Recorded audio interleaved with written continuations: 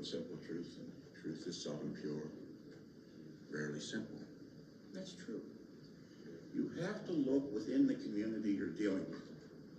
In the community of these 5 or 6 men that came back here and testified, they are looking many times for something. But why Ted? Why did they put him? Because Ted told them. And why the difference in stories? They weren't testifying by rote for the state, for goodness sakes. They were talking about the Hells Angels.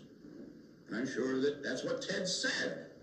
And we're talking about raping Mrs. Porter, and I'm sure that's what Ted said. And I'm sure Palladino was talking about him laughing at Crawford, eating the cookies or crackers when he came down the steps. Because that's what Ted said. But defy imagination to think that Palladino knew about that 4 or 5 years after the murder occurred.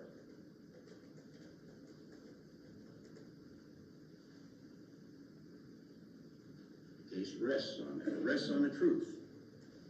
You will be given admonitions with respect to the credibility of these people. Anyone that comes out of a prison. Anyone that takes a stand and testifies. You know, part of the way you judge a witness, and the instructions will be given to you, is by their candor on the stand, their appearance. You saw their appearance, most of them were in orange suits. No one's trying to hide what they were, what they are. Their demeanor, their ability to observe the things that they're testifying to.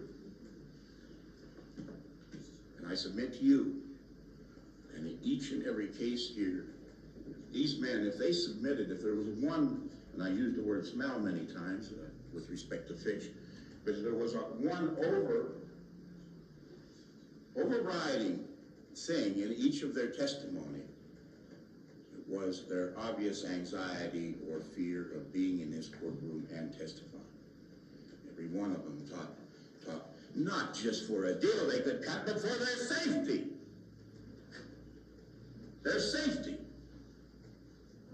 Safety when you talk about Hill, and I think someone inquired, Hill, is he a murderer? Yeah, he's a murderer. Redbone, yeah, he's a murderer. And these old timers are all down there in that little clique together. I think I used the term microcosm or spit it out badly during the course of my questioning. Mr. Shaughnessy corrected me, as he so often does.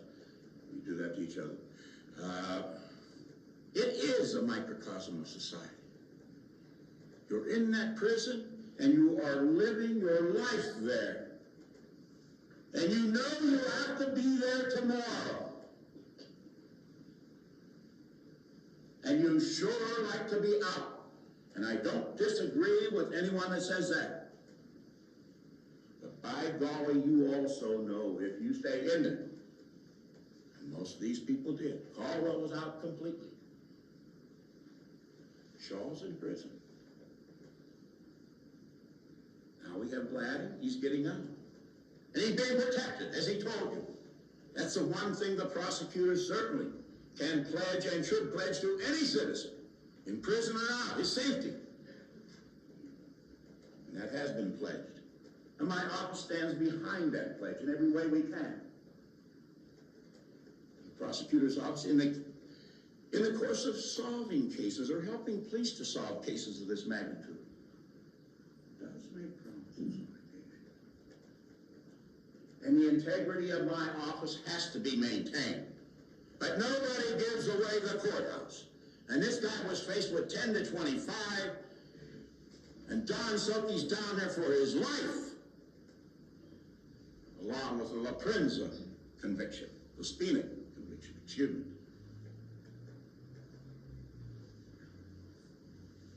And Ted was down there telling 5 of them that he was there and he did it. His son was rolling up.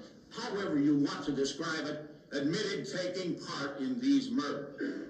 Now that basically, ladies and gentlemen, is what you have in front of you. If you want to believe that everyone took that stand is an absolute liar, some of them for absolutely nothing.